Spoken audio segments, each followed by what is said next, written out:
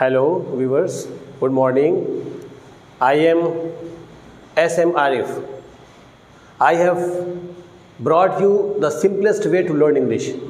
मेरी कोशिश ये है कि आपको अंग्रेज़ी सीखने का सबसे सलीस, सबसे आसान जो तरीक़ा हो सकता है उस तरीक़े को मैं आपके सामने पेश करने की कोशिश कर रहा हूँ। तो आज हम आपको दिस और दैट का फ़र्क बताएंगे, दीज और दोज का फ़र्क बताएंगे।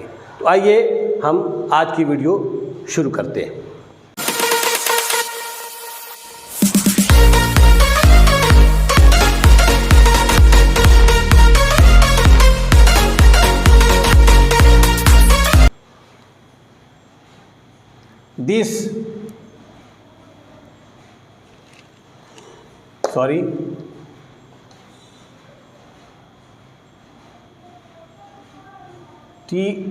दिस और दैट में क्या फ़र्क है? आमतौर से ये स्टूडेंट्स को समझना चाहिए। है तो ये बहुत बेसिक चीज़, बहुत पहले की चीज़ है, लेकिन बहुत से बच्चे कंफ्यूज करते हैं और इसको समझ नहीं पाते। तो दिस के माने होता क्या है? दिस के माने होता है या, दिस मीन्स या, और दैट मीन्स वाह। तो दिस जो है वो करीब के लिए आता है। कोई चीज़ आपके पास है तो वो दिस कहा जाएगा। ये कलम है, दिस इज़ ए पेन। ये किताब है, दिस इज़ ए बुक। ये आदमी है, दिस इज़ ए मैन। यानी वो चीज़ आपके करीब है। लेकिन अगर वही चीज़ आपसे दूर हो गई तो वो दैट हो जाएगी। जैसे मैं कह दूँ कि वो आदमी है, दैट इज़ ए मैन। वो कुत्ता है, दैट इज़ ए डॉग। वो लड़का है, दैट इज़ ए बॉय। तो दिस करीब के लिए और दैट दूर के लिए आता है।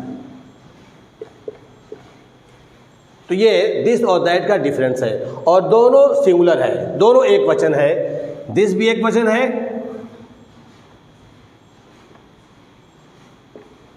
और दैट भी एक वचन है।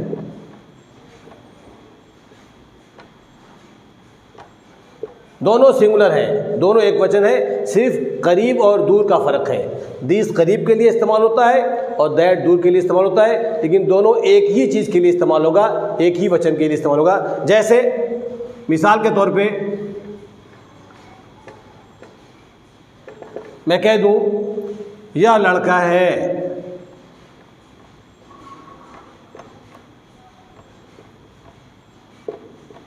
यह बताता है कि लड़का करीब है, लड़का पास में है।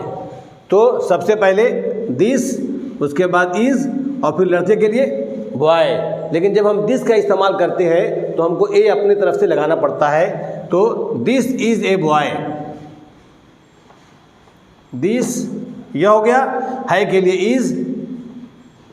इसमें एक लिखा नहीं है, लेकिन आपको ए लगाना है क्योंकि लड़का एक है। तो this is a boy, BOY। This is a boy means यह लड़का है।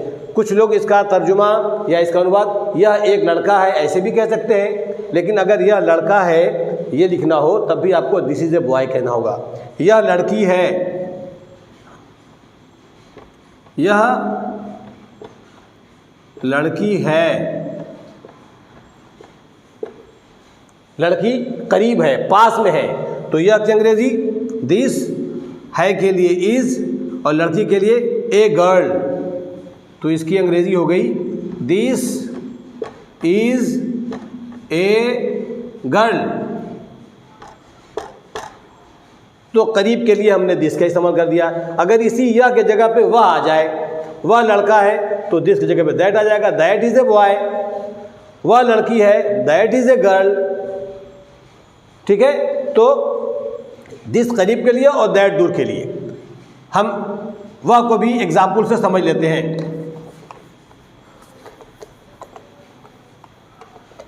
तो अगर यही सेंटेंस हो जाए कि वह लड़का है,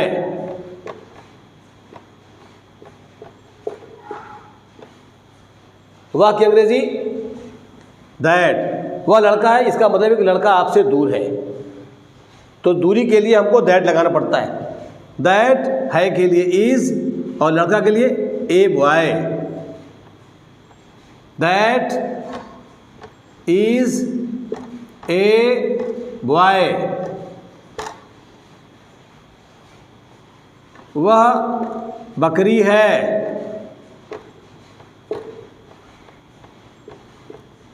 एक चीज़ आप समझ लें कि दैट स्त्री और पुरुष में कोई डिफरेंस नहीं करता।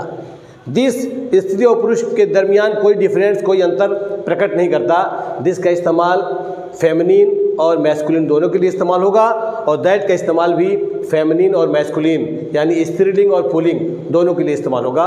तो ये बात ध्यान में रखना है। सिर्फ इस बात का ख्याल रखना है कि अगर करीब है, यह आ रहा है तो हम दिस लगाएंगे, और वह आ रहा है तो हम दैट लगाएंगे। तो वह बकरी है, पहले वह की अंग्रेजी दैट, है के लिए इज, और बकरी के लिए ए गोट।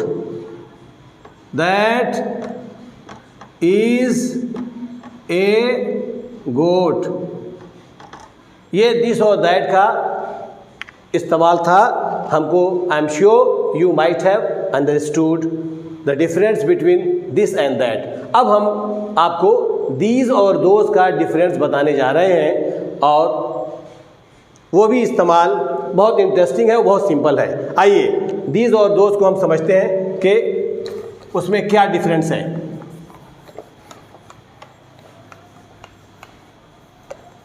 दीज और दोज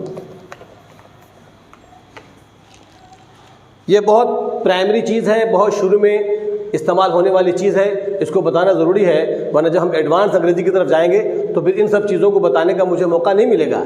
तो मैं चाहता हूं कि आज ही शुरुआत में ही आपको ये बुनियादी चीज़ें, जो बेसिक चीज़ें हैं, वो आप तक पहुंच जाएं, ताकि आपको इसकी जानकारी हो जाए।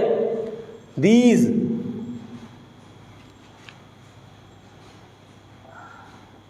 THESE, इसको पढ़ते हैं दीज, ज से थोड़ा ज निकलना चाहिए, दीज। और यहाँ आया दोज, इसको दोज पढ़ेंगे, दोज। दीज मीन्स ये या ये सब।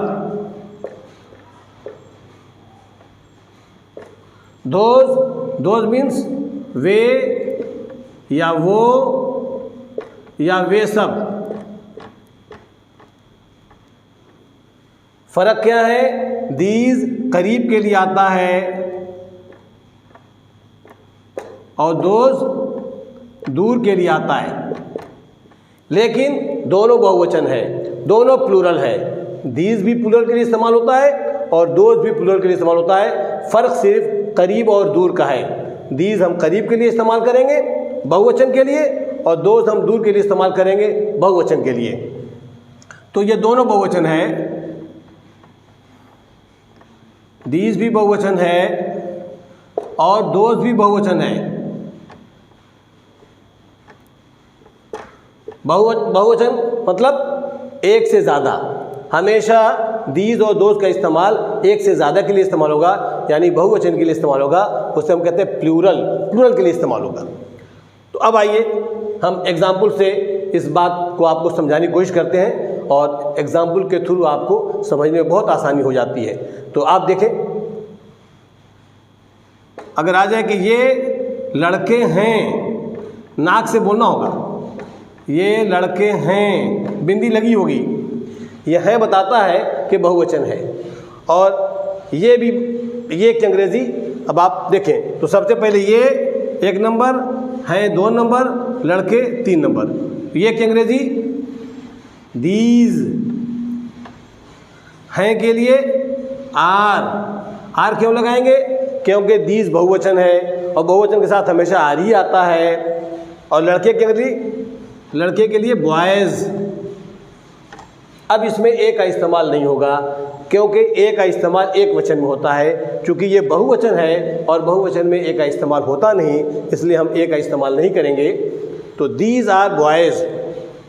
दूसरा एग्जाम्पल मैं कह दूं, ये लड़कियां हैं,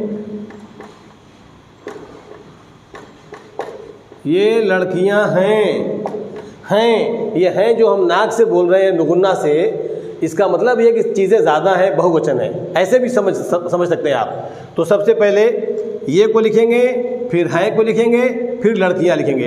ये की अंग्रेजी दीज, हैं के लिए आर, और लड़कियां गर्ल्स, GIRLS। तो ये दीज का इस्तेमाल हो गया। अब आइए 2-3 एग्जाम्पल दोस्त के लिए ले लेते हैं ताकि सब कुछ आपके सामने क्लियर हो जाए। There should not be any doubt whatsoever in understanding anything. दोस्त, अब हम कहते हैं कि वे अच्छे लड़के हैं, वे अच्छे लड़के हैं बिंदी लगी रहेगी, वे अच्छे लड़के हैं। तो सबसे पहले किसका नंबर भाई? ये सिंपल सेंटेंस है। सिंपल सेंटेंस में बताया गया कि सबसे पहले सब्जेक्ट होता है, फिर हेल्पिंग वर्ब होता है, और फिर अच्छे लड़के की अंग्रेजी गुड बॉयज़। इसको एक साथ कर देंगे तो क्या हो जाएगा? दीज आर गुड बॉयज़,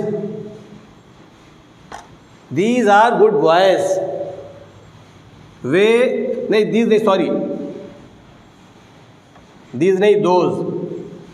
क्योंकि वे है ना, वे की अंग्रेजी दोज होती है, सॉरी दीज नहीं होती।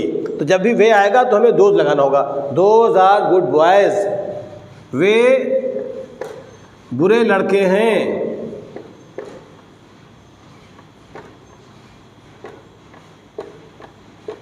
वे बुरे लड़के हैं। सबसे पहले किसका नंबर? वे, दोज, हैं के लिए आर, और बुरे लड़के एक साथ बैड बॉयज़। Those are